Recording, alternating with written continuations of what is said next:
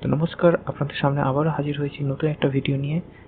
তো আজকে আমরা যেটা শিখবো সেটা হচ্ছে আমাদেরকে ওয়ার্কিং আওয়ার কিভাবে আমরা বার করব। তো ওয়ার্কিং আওয়ার বার করার জন্য আমাদের প্রথমে যেটা দরকার হবে সেটা হচ্ছে আমাদের ওয়ার্কিং ডেগুলো আমাদের বসাতে হবে। আর আমাদের এখানে স্টার্ট ওয়ার্কিং যে টাইমটা আছে সেটা আমাদের এখানে বসাতে হবে, আর ইন্ড ওয়ার্কিং টাইম বসাতে হবে। তারপর সেখান থেকে আমরা কত ঘন্টা কাজ করলাম সেটা আমরা বার করব।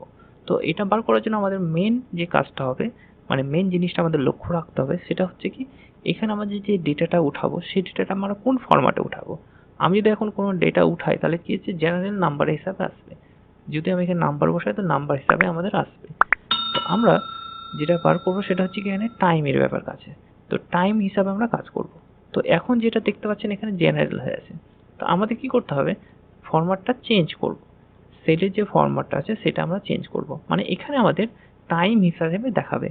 মানে আমরা যদি এখানে টাইম বসাই, ধরুন আমাদের 9:25 বসালাম, 9:25 পর ক্ষেত্রে এখানে আমরা এম বসাবো না পিএম বসাবো, সেই হিসাবে এখানে কাজ করবে। তো এটা করার জন্য প্রথমে আমাদের কি করতে হবে, এই সেলগুলোকে প্রথমে আমরা সিলেক্ট করব। এই সিলেক্ট করার পর, সেলগুলোকে সিলেক্ট করার পর আমরা সেলের উপর রাইট ক্লিক করব। ঠিক আছে, মনে রাখবেন, আগে সিলেক্ট করব, করার পর এই সেলের উপর রাইট ক্লিক করে আমরা যাব সেল, এখানে ফরম্যাটিং সেলে। ফরম্যাট সেলে যাওয়ার পর এখানে নাম্বার সেকশনে গিয়ে এখানে আমাদের কিছু অপশন দেওয়া আছে, তার মধ্যে আমরা বেছে নেব কি, যেহেতু আমরা টাইম বার করতে চাই তার জন্য আমরা টাইমে সিলেক্ট করব। টাইম সিলেক্ট করার পর এখানে টাইমের ফরম্যাট অনেক রকমের দেওয়া আছে, সেটা আপনারা এখানে দেখে নেবেন, যেটা আপনাদের ভালো দরকার হবে সেটা আপনারা এখান থেকে সিলেক্ট করে নেবেন। তো মূলত আমাদের কি দরকার হবে, এখানে ঘন্টাটা আর মিনিটটা, আর এখানে এম আর পিএম যেটা আছে। তো এই জিনিসটা আমাদের দেখার জন্য এখান থেকে আমরা বেছে নিতে পারি। এখানে বেশ রকমের আছে, দেখুন এখানে ঘন্টা আছে আর মিনিট আছে, এখানে ঘন্টা মিনিট আর এম পিএম যেটা আছে সেটা, আর এখানে সেকেন্ড হিসাবে আছে, এখানে দেখুন পুরোটাই আছে। ঠিক আছে, তো আপনাদের যেটা ভালো লাগবে বা যেটা আপনারা করতে চান সেই হিসাবে এখানে করতে পারেন। তো আমি যেটা করব সেটা হচ্ছে আমি এটা সিলেক্ট করছি। ঠিক আছে, সিলেক্ট করার পর এখানে অবশ্যই দেখে নেবেন ইংলিশটা আছে কিনা, আমাদের ইউনাইটেড স্টেট এটা আছে কিনা সেটা দেখে নেবেন।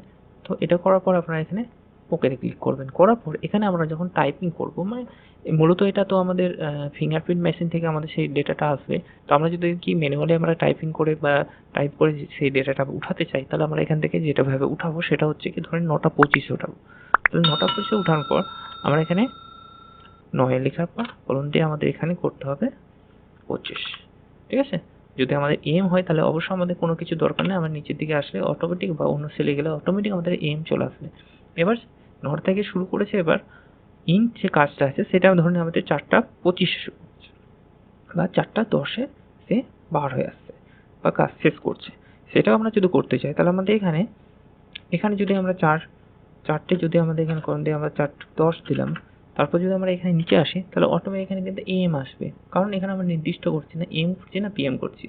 তার সেটা করার জন্য অবশ্যই এখানে একটা আমরা যদি করতে চাই যে অটোমেটিক যদি এম পিএমটা নিতে চাই, তাহলে আমাদের রেলের টাইম হিসাবে আমাদের এখানে টাইমটা বসাতে হবে, রেলের যে টাইমটা আছে সেই হিসাবে।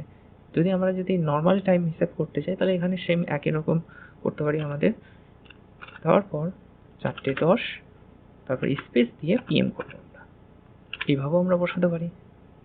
অথবা যদি আমরা রেলের টাইম হিসেবে আমরা দেখতে চাই তাহলে আমরা এখানে কি করব, এখানে অটোমেটিক সেই নাম্বারটা বসে যাবে, মানে এম পিএম বসে যাবে। তো আমরা এখানে কি 16টা দিতে পারি, 16টা আমরা দিচ্ছি এখানে 10, দেওয়ার পর নিচে যখনই আসবো পিএম চলে আসছে, দেখুন এইভাবেও আপনারা বসাতে পারেন। তো আপনারা যদি পিএম হাতে না লিখতে চান তো অবশ্যই রেলের টাইম হিসেবে বসাতে পারেন। তো আমি এইভাবে ডেটাগুলো আপনাদের টাইপিং করে উঠে নিতে হবে। তো আমার মূলত এখানে ডেটাটা আমরা উঠে নিয়েছি। তো এখানে এবার আমাদের বার করতে হবে যে ওয়ার্কিং আওয়ারটা, মানে কত ঘন্টা টাইম এখানে সে কাজ করেছে সেটা আমরা এবার বার করব। এটা বার করার জন্য এখানে দেখুন আমাদের 9:15 শুরু করেছে, 9:15 AM আর শেষ হয়েছে কত, 4:10।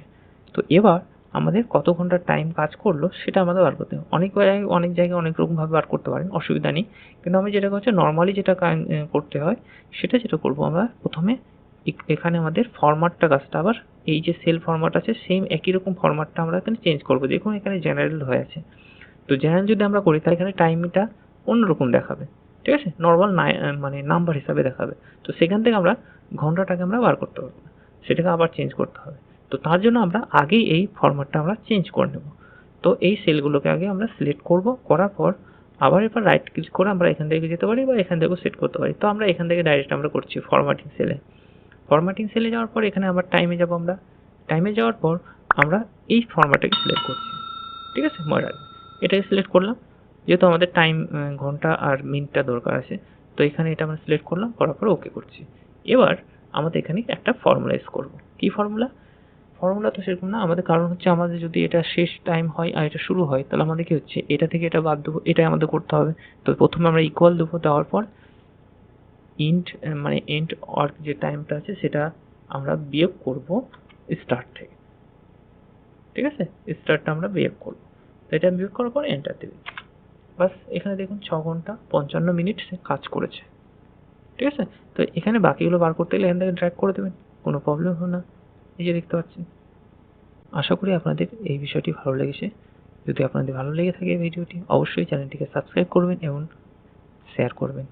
Thank you.